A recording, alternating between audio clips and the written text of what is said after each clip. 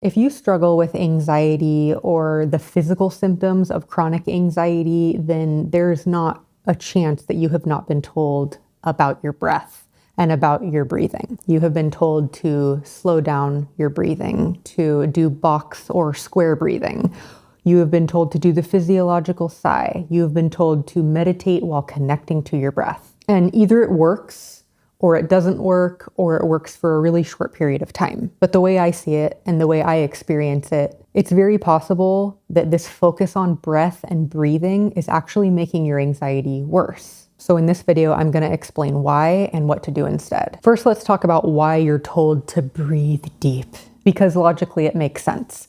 It makes sense to think that if we breathe deeper, if we slow our breath down, we activate the parasympathetic nervous system, and it sends a message to the brain that we are safe. And like on paper, makes perfect sense. When you're dysregulated, makes perfect sense. If you're sensitized, it doesn't make sense. And I'm going to explain why. And if you don't know, wait a second, am I dysregulated? Am I sensitized? Take my free quiz. Focusing on your breathing makes sense for occasional stress, for occasionally being dysregulated and needing something that pretty quickly can pull you back to that baseline, can pull you back into that window of tolerance, that place where you have capacity. It can be a really, really great tool. It's a tool I use today, but I didn't use it when I was sensitized. I tried. I gave it my all. I focused on breathing. I prioritized doing that in those moments where I was feeling extreme panic, extreme anxiety, extreme physical pain. I tried to connect to my breath. And to be honest, something that's not talked a ton about in the pain world or the anxiety world is something called somatic OCD, which can be a hyper-awareness of your breathing or your blinking or your swallowing or your body and your body sensations. So sometimes focusing on the breath and putting any more awareness on our body can be a big issue, specifically when you're sensitized. And when the nervous system is so sensitive, the symptoms you're experiencing and the anxiety you're experiencing is pretty much constant. It is chronic. So what are we going to be doing? Just focusing on our breathing all the time? Are you just going to be 24/7 box breathing? Are you just going to be doing the physiological sigh every 30 seconds? When you get to a place of sensitization and your symptoms are really chronic, tools like breathing exercises turn into a coping mechanism.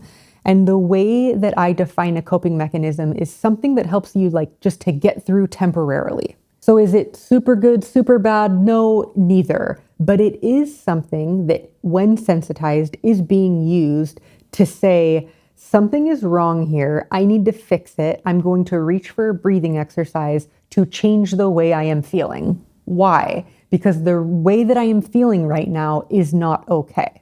This is a problem. It's a huge problem in sensitization to do things that send a message that what's happening right now isn't okay. We want to work completely the opposite. We want to start working in a way where we are showing ourselves that whatever I'm experiencing can be here. That's what allowing is. Allowing is welcoming in whatever you're experiencing. And I know that can be hard. So for now, just focus on getting to a little bit more of a neutral place with whatever's going on for you. Whatever anxious feeling, whatever physical symptom, we have to do the opposite of a breathing exercise to make it go away. We need to allow it to be there without our interference and participate in our life anyway with the symptom. Doesn't matter if you're in a meeting, doesn't matter if you're driving in a car, doesn't matter if you're at the grocery store or at home. Whatever is there needs to become allowed to be there, because the more we respond with a tool, the more we reinforce that what we are experiencing is a problem, which unfortunately reinforces the symptoms that we don't want to experience.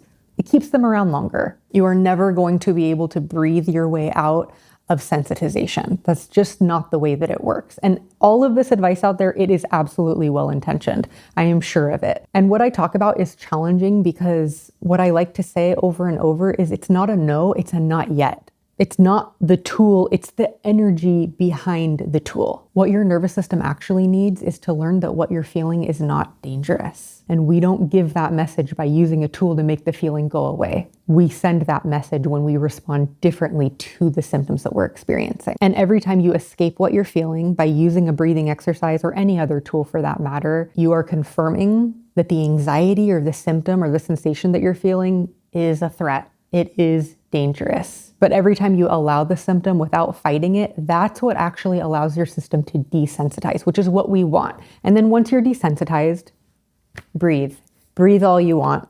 Do your breathing exercises, do your box breathing, do your 4-7-8 breathing. I use those things once every 2 to 3 months, and they work great. They help to calm my system back down to my baseline because my baseline is down here now. It's not up here. You have to remember that the goal is not trying to feel better. And I know this is really hard, but the goal actually is to get better at feeling whatever it is you're feeling. We have to switch the target here because I get it. When you're feeling anxious, all you want is to feel better. You just want to feel calm. You just want to feel chill. But the goal is to get better at not feeling calm. The goal is to get better at not feeling chill. And somehow, some way, like I said, I did not design the nervous system. I would have done a better job than this. Somehow, that is exactly what is needed for your nervous system to get a new message and be like, oh, I don't need to be shooting off these alarms anymore. I don't need to send anxiety constantly. And slowly, you become more chill.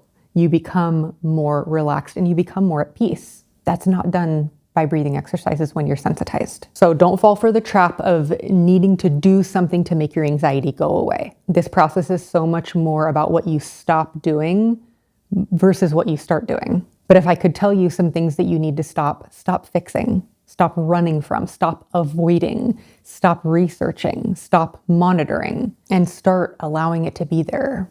Start letting it be there without you needing to interfere. Start getting back into your life. Start doing things that make you happy. This is not a super quick process, but it doesn't have to be as long as it ends up being for many people. And so I'm trying to give you guys the straightest shot to recovering, to feeling better, and to getting to that peaceful state that you want so badly. Deep breathing is not bad. It just comes down to the intention behind it. And if there's any intention behind it to make your symptoms go away, we don't want to be using it from that place. And for someone who's sensitized, it's just really hard to not constantly want whatever you're feeling to go away, which is why I recommend taking a break from tools for 4 to 6 months and knowing that later on down the line, you'll be able to use them if you need to. And there's a really good chance you won't even need to. I'll see you guys on the next video.